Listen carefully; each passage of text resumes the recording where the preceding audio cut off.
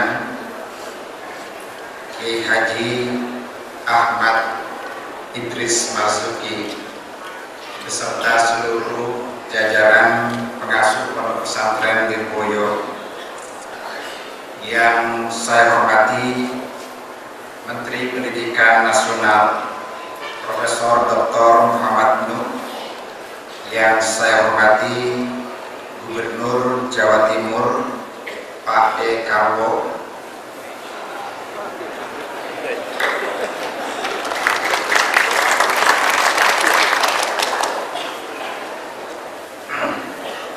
yang saya hormati Wakil Gubernur Jawa Timur yang juga Ketua Umum Gerakan Pemuda Ansor Bapak Saifullah Yusuf, yang saya hormati Pangdam 5 Brawijaya Mayor Jenderal Suwarno, al-mukarramun para alim ulama yang saya muliakan, Kiai Haji Imam Yahya Mahrus, Kiai Haji Aziz Mansur, Kiai Haji Ahmad Masubadar, Kiai Haji Anwar Iskandar, Kiai Haji Nur Muhammad Iskandar. Kalau tadi Pak Kiai Imam Yahya mengatakan alumni Lirboyo ada yang alim, ada yang alum, tapi ada juga yang keduanya. Yang keduanya itu alim dan alum adalah Kiai Nur Muhammad Iskandar.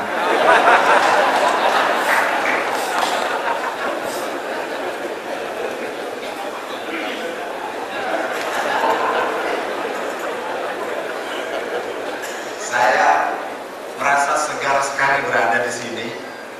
Baru beberapa menit canda-canda yang ceria bermunculan, terutama soal yang satu itu.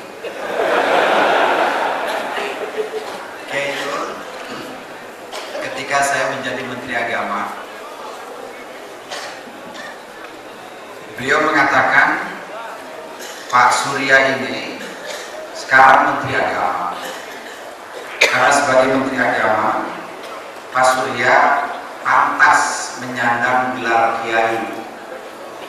Cuma katanya kiainya masih belum sempurna karena istrinya masih satu.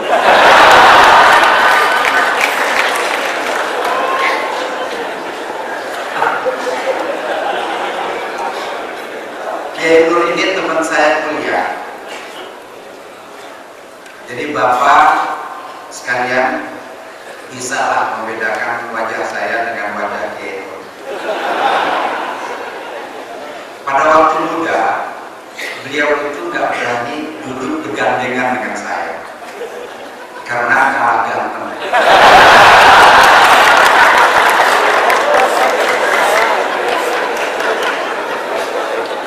Tetapi begitu kita dewasa mencari pasangan masing-masing, saya lakunya cuma satu. Kiai Nur laku lebih dari satu. Kata orang, Kiai Nur itu hitam tapi manis.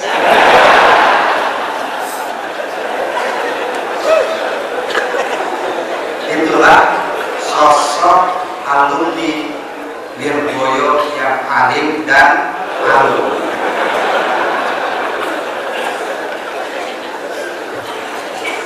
Jadi saya enaknya bicara duluan, karena nanti kalau Kiai Nur bicara, saya juga dikebukin sama.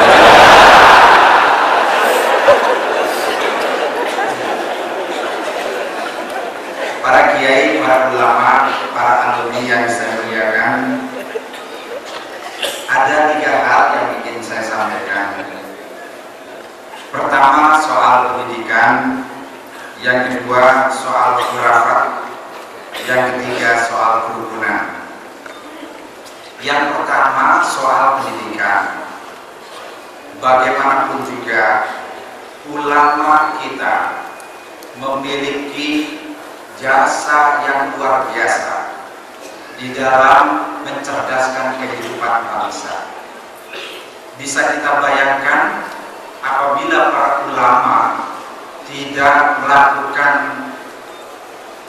aktivitas pencerdasan kehidupan bangsa, masih berapa banyak pada hari ini bangsa kita yang belum dapat menikmati pendidikan. Besarnya jasa para ulama bisa dilihat pada hari ini dari persentase madrasah, persentase pondok pesantren. Kalau pondok pesantren 100% swasta, tidak ada pondok pesantren yang negeri, 100% swasta.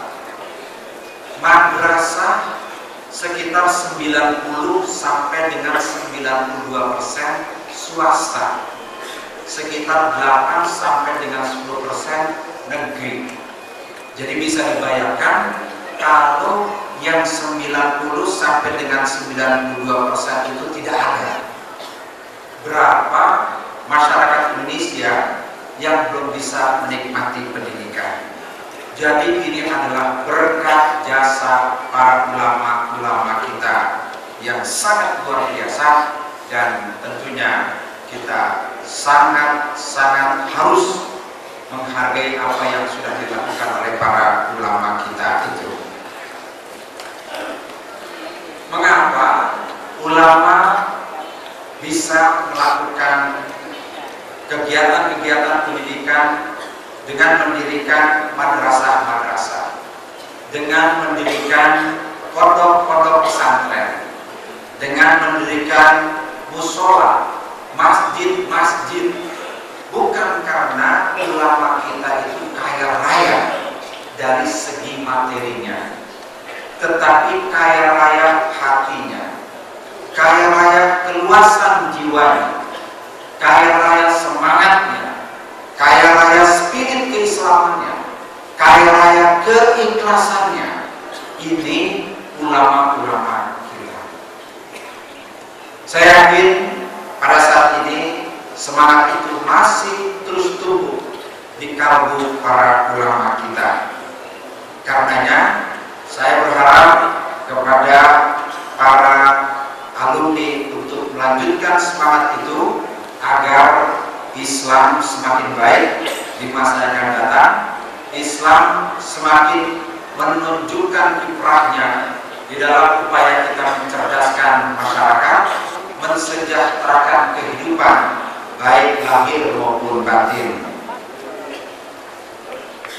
Sekarang pendidikan, anggaran pendidikan pemerintah terus meningkat.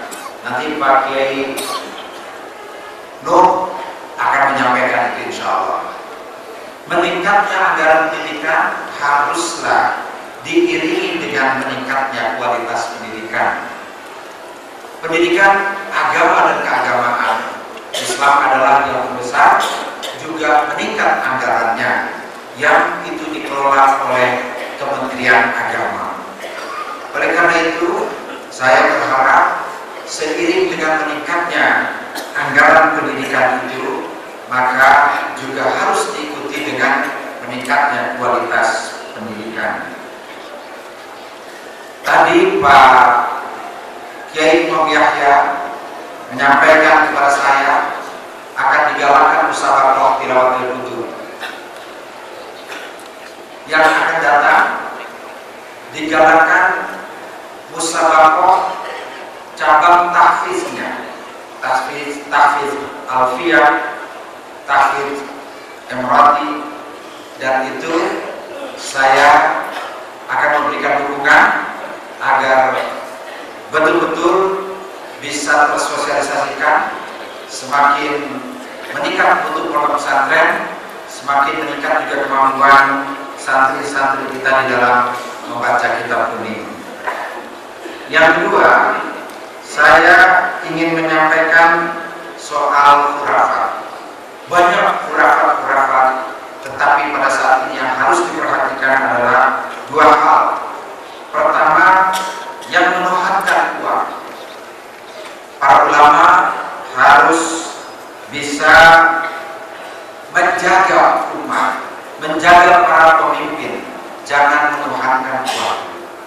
Menuhankan uang berakibat pada meningkatnya korupsi, terciptanya budaya korupsi, karena untuk mendapatkan uang segala macam cara dilakukan. Maka pondok pesantren harus menjadi benteng agar masyarakat tidak menuhankan uang. Yang kedua, di era kebebasan, di era keterbukaan, ada kecenderungan sementara pihak yang menuhankan kebebasan. Ini juga tidak benar. Tidak ada kebebasan mutlak. Yang ada adalah kebebasan terbatas. Orang yang menginginkan kebebasan mutlak, itu artinya orang itu tidak menghendaki lagi peraturan. Kalau dia tidak menghendaki peraturan, maka orang itu atau kelompok itu tidak menghendaki negara. Karena salah satu fungsi negara adalah mengatur lewat undang-undang. Dengan undang-undang itulah ini boleh, itu tidak boleh. Itu aturan. Orang yang menuhankan kebebasan juga seakan-akan tidak memerlukan agama. Karena agama mengatur. Boleh ini, tidak boleh ini. Halal ini, haram ini, dan seterusnya. Karena itu, jangan sampai anak-anak kita, lingkungan kita, santri-santri kita terjangkit penyakit kebebasan tanpa batas itu. Yang terakhir, saya ingin menyampaikan soal kerukunan. Kerukunan ini sangat penting. Harmonis kehidupan harus kita jaga. Umat Islam sudah dengan baik menjaga harmonis hubungan dengan pihak luar, harmonis dengan pihak-pihak lain, toleransi dengan pihak-pihak lain, seperti toleransi kehidupan antar umat beragama, bagus. Toleransi dengan pengembangan pemikiran yang berbeda-beda, bagus. Toleransi dengan berbagai munculnya pengetahuan-pengetahuan baru, perkembangan teknologi di kalangan umat Islam sangat bagus. Tetapi yang ingin saya memberikan perhatian kepada kita semua adalah kerukunan internal umat Islam. Umat Islam mudah sekali pecah, mudah sekali membuat firqah-firqah. Memang tadi Pak Kiai Ahmad Subadar mengatakan akan ada 73 firqah, tetapi Ahlus Sunnah wal Jamaah adalah yang harus dikedepankan. Wa'tasimu bihablillahi jami'an wa la tafarraqu. Juga haruslah menjadi rujukan kita bersama. Persatuan dan kesatuan umat Islam mutlak diperlukan untuk menjaga umat dari berbagai macam godaan, dari berbagai macam tantangan. Permasalahan umat Islam masih sangat besar, dan itu hanya bisa kita selesaikan dengan persatuan, dengan kebersamaan, bukan dengan pecah belah, bukan dengan hilangnya toleransi antar umat Islam, antar pemimpin Islam. Ini kiranya menjadi perhatian kita bersama. Dengan alumni Pondok Pesantren Lirboyo yang jumlahnya luar biasa banyaknya, dan sekarang sudah berkiprah di tengah-tengah masyarakat dalam berbagai macam posisi, dari mulai ustadz di kampung menjadi ustadz di kota, ustadz level kabupaten, provinsi, memiliki madrasah, memiliki pondok pesantren, ada yang 1, ada yang 10, dan seterusnya. Ada yang menjadi pejabat di pemerintah, ada yang menjadi anggota DPR, ada juga mungkin yang menjadi menteri. Saya kira saya juga ini santri Lirboyo cuma beberapa hari ngaji di sini. Alhamdulillah jadi menteri. Nah, Bapak dan Ibu sekalian, karena ketersebaran dari alumni Dirboyo, maka itu harus dipahami sebagai kekuatan yang luar biasa, karena para alumni sesungguhnya adalah pemimpin-pemimpin yang ada di tempatnya masing-masing dan dalam skalanya masing-masing.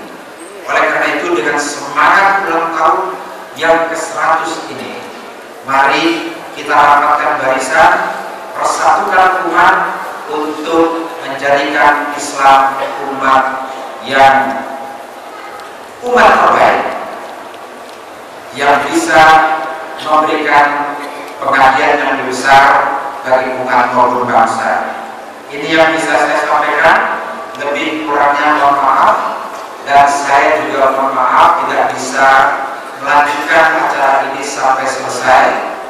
Jadi mohon maaf, para alumni mohon maaf karena saya harus ke Palembang, balik lagi ke Jakarta ke Palembang, ada acara di sana, dan sekali lagi mohon maaf saya pamit duluan. Inilah yang bisa saya sampaikan. Selamat ulang tahun yang 100. Wassalamualaikum warahmatullahi wabarakatuh.